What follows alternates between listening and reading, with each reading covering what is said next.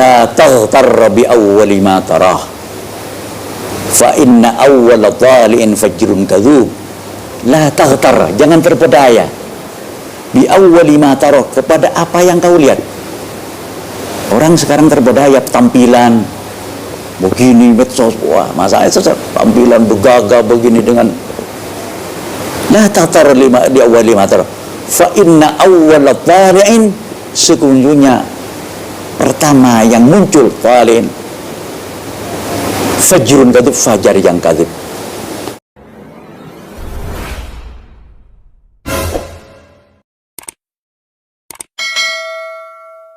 Assalamualaikum warahmatullahi wabarakatuh.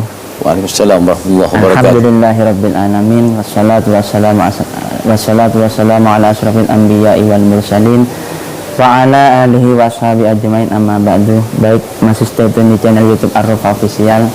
Kali ini kita berziarah, berwisata religi, di kebetulan bertempatan di kedalaman beliau telah hadir di tengah-tengah kita salah satu tokoh Kiai Jember, yang mana ketokohannya sudah tidak perlu diragukan lagi.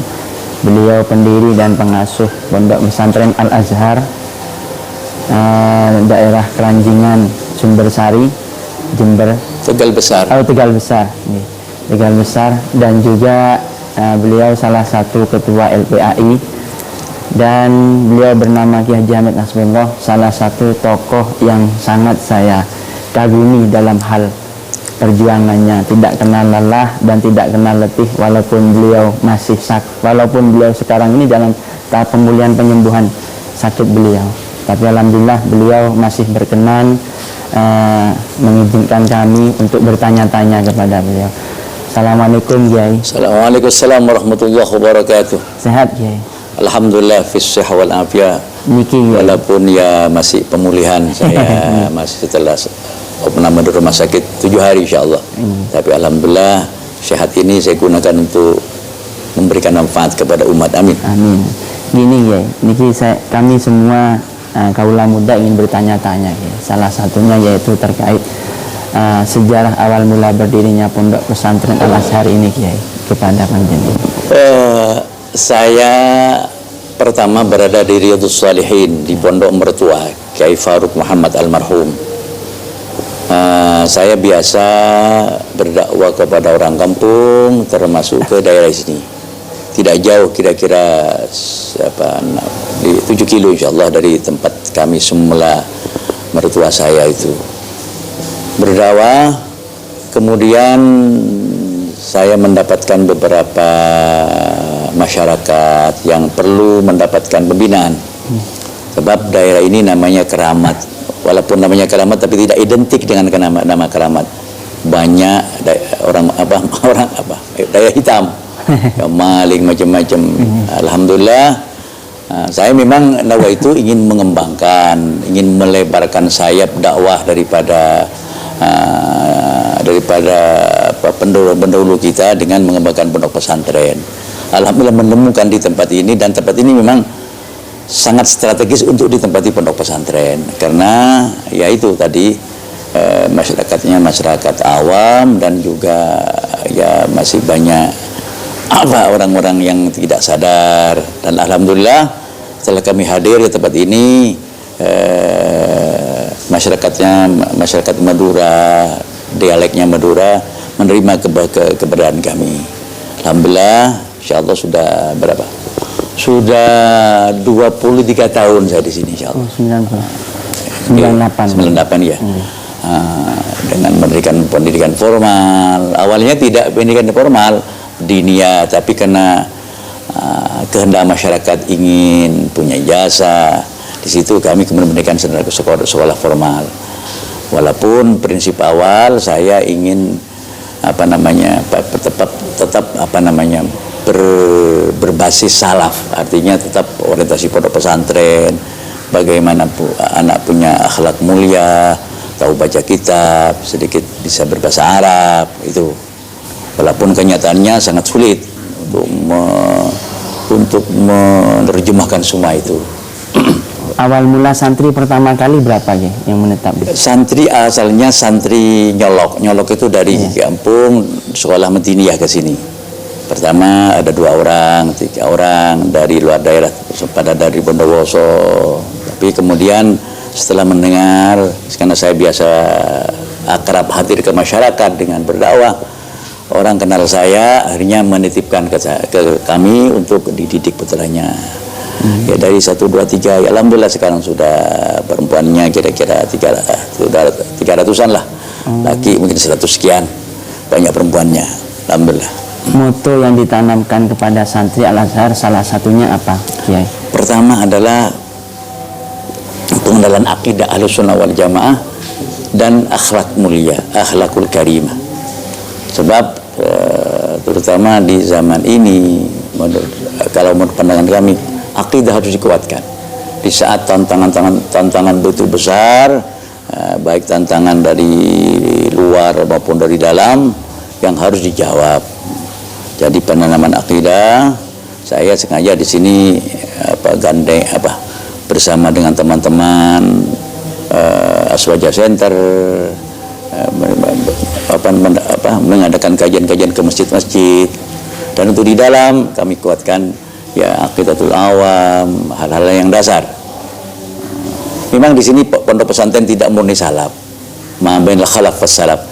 Jadi santri mungkin kalau ditarget untuk bisa baca kitab tidak semuanya, apalagi sekarang grade daripada anak yang mondok ke sini itu tidak sama dengan zaman dulu. Kadang-kadang ke sini tidak tahu ngaji, sehingga kami pisah. Ada orang yang punya minat sungguh-sungguh, kita lainkan. Ada yang ya yang biasa-biasa, kita lainkan. Artinya mendapatkan pelajaran agama, kemudian sekolahnya di sini, dan yang khusus ada pendidikan amtilati, metode baca kita tepat. Ada yang ketahfidz, tapi sedikit sekali yang tahfidz. Ya. Terkait niki lagi, Kiai ini kan salah satu yang saya sering, beliau ini juga kawan akrab abi saya, Kiai Jamal Saifuddin. Niki Kiai, terkait Wahabi sekarang yang sangat menjamur itu Kiai. Menurut Kiai sendiri, cara kita bagi milenial untuk untuk menanggulanginya Kiai, bagaimana? Begini, sebetulnya fenomena Wahabi itu menasional, kalau itu internasional. Tapi khusus Jember kayaknya menjadi target karena perguruan tingginya di sini, dan rupa-rupanya memang bersamaan dengan pluralitas daripada masyarakat Jember, itu kesempatan mereka untuk masuk ke sini. Dan saya yakin di sini menjadi center karena ada perguruan tinggi yang bisa berakses ke Madinah. Ya. Itu. Dan ada juga di sini di Jember ini salafinya macam-macam. Ada salafi yang memang hulat, ada yang memang ekstrim, sangat ekstrim sekali. Seperti salafi yang dekat saya ini, namanya salafi yang orientasinya ke Mukbil Al-Wadhi, Yaman. Itu hulat sekali, tidak ada yang benar. Nah, itu ekstrim. Ada yang agak sedikit moderat, tapi tetap Wahabi. Sebab kita melihat Wahabi ini bukan dari sudut bagaimana tampilannya, ada yang lembut, enggak, tapi dari segi akidah. Selama masih mengajarkan usulus salasah, trilogi tauhid, itulah Wahabi. Tapi itu yang banyak usulus salasah itu, yaitu tauhid rububiyah, tauhid uluhiyah, dan tauhid asma wa sifat. Di situ yang bisa ketemu. Gitu. Ya, jadi masyarakat jangan melihat Wahabi ini dari aspek mau urutan saja, mau urusan berbeda, urusan selamatan. Wah, lebih dari urusan selamatan dengan mau dia kita kadang-kadang berbeda. Tapi dari segi teologis, dari segi akidah, tauhid rububiyah itu adalah mentauhidkan orang musyrik dan memusyrikkan orang Islam. Abu Jahal bertauhid katanya. Dia bertauhid katanya, karena dia masih mengatakan ketika ditanya siapa yang buat malam, Allah, dia berkata Allah. Padahal tauhid rububiyah, tauhid usul salatah ini murni produk daripada Ibnu Taimiyah yang sudah 700 tahun daripada salaf, jauh dari salaf. Salaf itu kan 3 abad pertama. Masa Nabi, sahabat dan tabi'in. Ini 7 tahun sudah tidak salaf sama sekali, tapi yang salaf. Lebih salaf wujud kita baka. Itu abad ketiga. Nah, itulah. Nah, jadi kalau orang tidak tahu akan terpukau karena tampilannya yang begini, yang macam-macam. Ya. Apalagi sekarang kita banyak diserang ya. Iya. Dengan fasilitas. Kalau masih dalam kerangka masih ada rangka verbal berdakwah, kita masih bisa tapi setelah berhadapan fasilitas, pemberian materi, di situ orang awam kadang-kadang terkecoh. Orang awam apalagi akidahnya lemah dan miskin, tidak mikir, oh ini paling bagus, paling loman, paling ini, padahal gitu. Walaupun Wahabi. Makanya saya berharap kepada masyarakat, ayo kenali yang sebenarnya, jangan ditukar dengan pasar murah atau apapun, pendekatan finansial yang lain, sementara akidah daripada anak kita itu tergadaikan. Ini malah Kiai. Terkait Kiai kan salah satu pernah nyantri di Python kalau tidak. Iya, di Nurjadid, di Pondok Nurjadid. Kami ingin mengetahui salah satu wadifah karomah Ki Haji Zaini Mun'im. Saya ke Ki Zaini tidak begitu tapi ke Ki Hashim saya. Ke Ki Hashim Zaini, putranya beliau. Ki Zaini sebentar saya hanya tahu saja. Ke Ki Hashim Zaini. Ki Hashim ini orang menurut saya waliyun min auliyaillah. Bukan hanya sabar, halim itu. Jadi tidak kenal kecuali alhamdulillah apapun yang menimpa, yang saya tahu. Dan itu disaksikan oleh banyak orang, oleh santri-santri. Halim. Salah satu yang membekas di Kiai kalau istilahnya keanehan yang terjadi kan. Ya kalau bagi saya Kiai Hashim itu ya itu diminta apapun. Saya dulu pernah sowan sudah dikeluar di pondok. Ya cara kata orang sekarang acabis. Itu diterima atau dikembalikan lagi ditambah lebih banyak. Roman jadi sakhi, halim, masya Allah. Saya sampai sekarang masih terbesit ke karomahan beliau, keikhlasan beliau, kehaliman beliau. Tidak kenalan, alhamdulillah. Dan terlalu tersenyum, itu akhlak masya Allah. Sehingga saya pernah mendengar ada orang kafir masuk Islam karena akhlak beliau, bukan karena omongannya, karena akhlak beliau ketika beli di toko. Saya terdengar, wallah alam. Tapi saya kira itu sanadnya agak mutawatir ini. Terus untuk menyikapi Wahabi ini, salah satunya yang harus kita gerakkan, salah satunya apa ya? Ya banyak. Dari dalam penguatan. Jadi untuk generasi kita penguatan. Sebab terus terang kita belajar akidah tidak sampai notok. Jadi ya bukan kita menyalahkan fikih oriented enggak, tapi akidah tidak runtuh. Nah, sekarang menurut saya pembenahan dari dalam ini, kenalkan akidah Asy'ari yang sebenarnya, terutama perbedaannya dengan yang lain, biar tidak terkecoh. Kita kadang-kadang orang ketika dikenalkan berhadapan dengan akidah yang lain terkejut, oh ini dalilnya Quran, padahal Quran yang diputar-putar, yang tidak sesuai. Coba ditanya usul salat tadi, kita jangan dalil qat'inya, dalil aslinya ada mana? Coba tanya pada profesornya pun, mana dasarnya usul salat Quran dan hadis. Paling murah-murah bikin ayat diputar-putar itu. Tidak ada. Ya. Satu dari dalam. Yang kedua, memang menurut ada kiai, tokoh masyarakat itu jangan menunggu. Jadi harus ya'ti wala yu'ta, menjemput. Jadi maaf Pak kiai jangan nunggu undangan. Harus hadir ke masyarakat, beri mereka pengajian. Openi yang seawam-awamnya beri 1-2 yang open dan ditarik jadi itu. Minimal pinggir kita, tengah kita. Jadi kalau undangan kan memang Yang diundang topiknya khusus. Enggak, ini harus lah kita melupakan kepada ulama-ulama dahulu itu ngopeni betul. Ngopeni betul. Jadi kalau keundangan kan ada cabisannya. Ayo bener. Dan jangan mengharap apa-apa. Harus ikhlas dan doakan beliau mereka itu. Kasihan orang awam itu terbang ambing dengan adanya faham-faham ini. Sehingga kita yang orang yang bertanggung jawab ini ya kiai-kiai tokoh-tokoh harus benar-benar turun. Idza dhaharatil bid'ah wa sakatal alim fa alaihi la'natullah. Itulah oleh Imam Ghazali yang disebutkan dahulu Abu Daud di kitab Minhajul Abidinnya, kalau sudah berhadapan dengan bid'ah yang bermacam-macam, maka orang alim harus turun tanpa harus diundang. Itu yang dari dalam, dari luar, dari keluar. Mari kita sampaikan kepada khalayak, kepada masyarakat bahwa akidah yang benar B begini-begini persoalannya. Kami terus terang punya kegiatan. Nah, ada Swaja Center itu punya kegiatan setiap Ahad Pon, Jumat Pon. Ini akan datang di Ajung ini. Itu penanaman mengajarkan khusus topik akidah.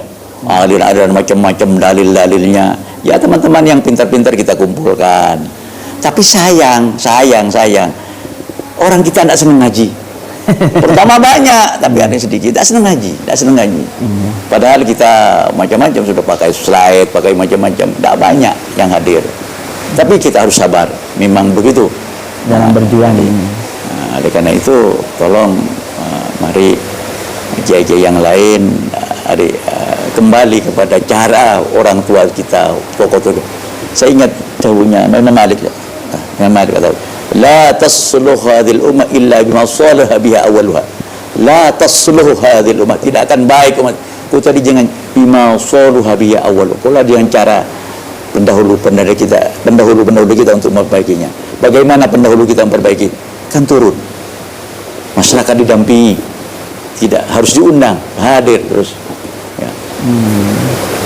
Yang terakhir Kiai, pesan untuk kaula muda Pak, generasi milenial sekarang, serta harus bagaimana dalam menyikapi perkembangan seiring digitalisasi teknologi ini, serta bentuk dukungan Kiai kepada channel ini.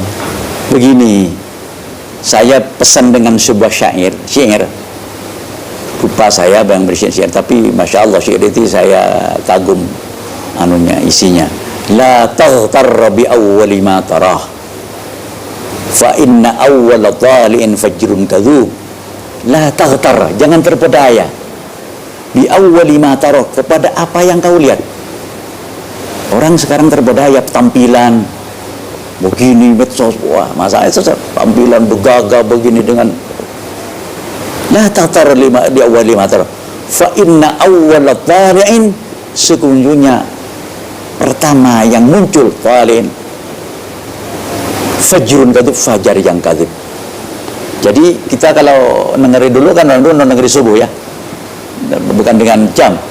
Pertama kan lihat ke timur, itu yang pertama yang kilatan itu fajar kadzib, fajar selecek, fajar kadzib. Jadi jangan terpedaya. Apa yang lihat yang kau kagum, tunggu dulu. Jangan jadi fajar yang kadzib. Tunggu sampai lama, bandingkan mana yang benar dari narasi-narasi semuanya ini, yaitu Ahlussunnah wal Jamaah. Jangan terpedaya. Sekarang memang berusaha bagaimana narasi-narasi bagus, sehingga muncul sebuah kalimat-kalimat kunci. Contoh ini kata orang muda, kalau memang kalau memang ini baik dilakukan oleh pendahulu kita, pasti Nabi kata ini kan narasinya bagus, tapi sebetulnya racun nih.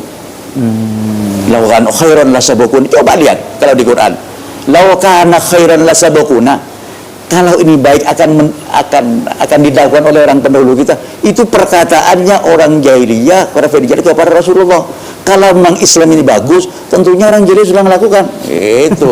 Tapi dibalik-balik orang muda itu kadang-kadang logikanya terpengerangah. Oh iya benar. Sidik-sidik Nabi. Sidik-sidik.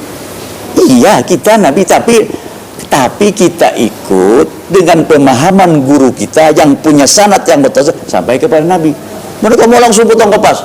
Oh, kalau Nabi tidak bisa, ada Nabi benar Nabi lah. Dengan mendistorsi ulama sehingga itu bisa-bisa bahaya, bisa-bisa ingkar sunnah juga. Sebab dipatahkan seperti ayo ulama sudah sampai. Akhirnya Nabi pun akan dipatahkan juga. Ya, memang gayanya, ayo Nabi.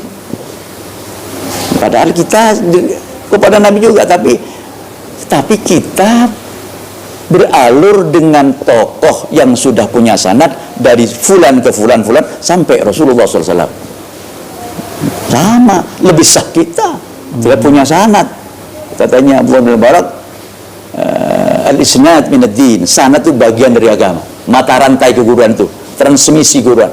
Al-isnad minad din. Laulal isnad, tanpa sanad seseorang, laqala man syaa ma syaa, orang akan ngomong seenaknya utli. Nah, itu loh kalau pada sanad kan jelas guru kita mengatakan begitu, gurunya. Apalagi dalam urusan hadis, ada hadis musalsal, macam tasbih, macam-macam itu harus ada contoh dari gurunya. Sebab yang turun kepada Nabi itu bukan buku, ajaran lewat Jibril ke hati Nabi, ya, ke hati Nabi. Nabi dalam perilakunya, sahabat tidak kenal dengan buku. Lihat bagaimana Rasulullah. Rasulullah loman, kan lihat lomannya Rasulullah. Terus diterjemahkan oleh sahabat. Belum ada buku tuh. Terus. Nah, ini pewarisan begini nih, pewarisan nilai-nilai perilaku seperti. Kalau sekedar kita buku, katanya Rasul Mutamaddid, kalau hanya buku, apa mungkin makna yang namanya sahak loman tuh? Kalau lewat redaksi, tidak dia tergambar loman itu ya apa, loman begini-begini. Tidak lihat bagaimana orang yang loman. Paham ya? Paham. Jadi maksud saya Ari berguru kepada orang yang punya sanad. Bahaya. Orang yang tak dapat sanad kadang-kadang sombong, benar karena dia mampu memahami, padahal keliru. ya. Jadi kepada kalau mau tolong jangan terpengaruh dengan dunia medsos yang tampilan rasnya macam-macam. Tolong teliti, cari guru yang punya sanad. Dan yang kedua ya hati-hati karena sekarang seliweran macam-macam, tak jelas siapa yang lewat. Makanya takut yang lewat itu fajar yang kadzib. Yang terakhir, ya terima kasih kepada Gus Nur, mudah-mudahan apa yang sampaikan ini bermanfaat buat masyarakat dan menjadi sumbangan kami untuk dunia dakwah. Mudah-mudahan diterima oleh Allah. Dan yang saya lupa, jangan lupa dukung channel Ar-Rufa Official dengan cara like, komen, dan subscribe. Terima kasih. Assalamualaikum warahmatullahi wabarakatuh. Mungkin kesimpulan daripada beliau yaitu jangan pernah salah memilih guru. Saya ingat kata beliau, saya pernah mengaji juga kepada ayah saya, Ihya Ulumuddin. Memang benar dawuhnya beliau, al-isnad minad din. Laulal isnad laqala laman syaa. Sanad itu bagian daripada agama. Jadi kalau ada orang tidak mau ke sanad, berarti bypass langsung kepada Rasulullah. Orang itu bahaya sekali, bisa membahayakan. Juga pemaparan beliau yang singkat ini semoga semakin meneguhkan dan menguatkan kita terhadap akidah Ahlussunnah wal Jamaah Al-Asy'ari. Mungkin kiranya itu saja yang bisa saya sampaikan. Kurang lebihnya saya mohon maaf. Wallahul muwaffiq ila aqwamit thoriq. Wassalamualaikum warahmatullahi wabarakatuh.